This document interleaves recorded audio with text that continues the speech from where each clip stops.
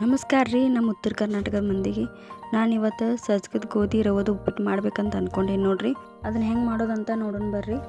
ಒಂದು ಬುಟ್ಟಿ ಒಳಗೆ ಸ್ವಲ್ಪ ಎಣ್ಣೆ ಹಾಕೋರಿ. ಎಣ್ಣೆ ಕಾದ ನಂತರ ಜೀರಿಗೆ, ಸಾಸಿವೆ, ಸ್ವಲ್ಪ ಉದ್ದಿನ ಬೇಳೆನ ಹಾಕೋರಿ. ಆಮೇಲೆ ಸ್ವಲ್ಪ ಶೇಂಗಾವನ್ನು ಹಾಕೋಬೇಕು. ಹಾಕ್ಕೊಂಡು ಹೆಚ್ಚಿದಂಥ ಮೆಣಸಿನ್ಕಾಯಿ ಫಸ್ಟ್ ಅದನ್ನು ಫ್ರೈ ಮಾಡ್ಕೋಬೇಕು. ಫ್ರೈ ಆದ ನಂತರ ಉಳ್ಳಾಗಡ್ಡಿ ಹಾಕೋಬೇಕು. ಉಳ್ಳಾಗಡ್ಡಿ ಫ್ರೈ ಆದ ನಂತರ ಅದನ್ನು ಏನು ಮಾಡಬೇಕು, ಚೆನ್ನಾಗಿ ಒಂದು ಚಮಚ ತೊಗೊಂಡು ಚೆನ್ನಾಗಿ ಕಲಿಸ್ಬೇಕು. ನಂತರ ಅದಕ್ಕೆ ಹೆಚ್ಚಿದಂಥ ಟೊಮೆಟೊನ ಹಾಕೋಬೇಕು. ಟೊಮೆಟೊನ ಹಾಕ್ಕೊಂಡು ಫಸ್ಟ್ ಯಾವ ರೀತಿ ನಾವು ಮಿಕ್ಸ್ ಮಾಡಿದ್ದೀವಲ್ಲ ಹಂಗೆ ಮಾಡಿಕೊಂಡು ಆಮೇಲೆ ಕೊತ್ತಂಬರಿಯನ್ನು ಹಾಕಬೇಕು.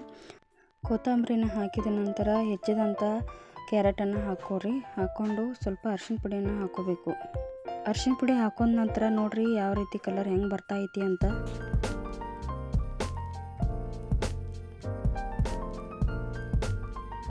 ನೀರು ನಮಗೆ ಉಪ್ಪಿಟ್ಟು ಯಾವ ರೀತಿ ಬೇಕಲ್ಲ ಆ ರೀತಿ ನೀರು ಹಾಕೋಬೇಕು.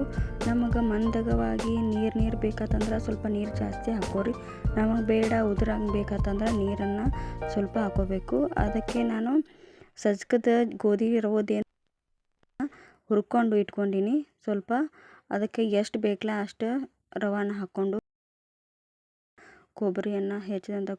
ಹೆಚ್ಚಿದಂಥ ಕೊತ್ತಂಬರಿನ ಹಾಕ್ತೀನಿ ರೀ. ಹಾಕ್ಕೊಂಡು ಆಮೇಲೆ ಒಂದು ಪ್ಲೇಟ್ ಮಾಡ್ತಾ ಇದ್ದೀನಿ ನೋಡ್ರಿ ಹೆಂಗೆ ಕಾಣ್ತೈತಿ ಅಂತ.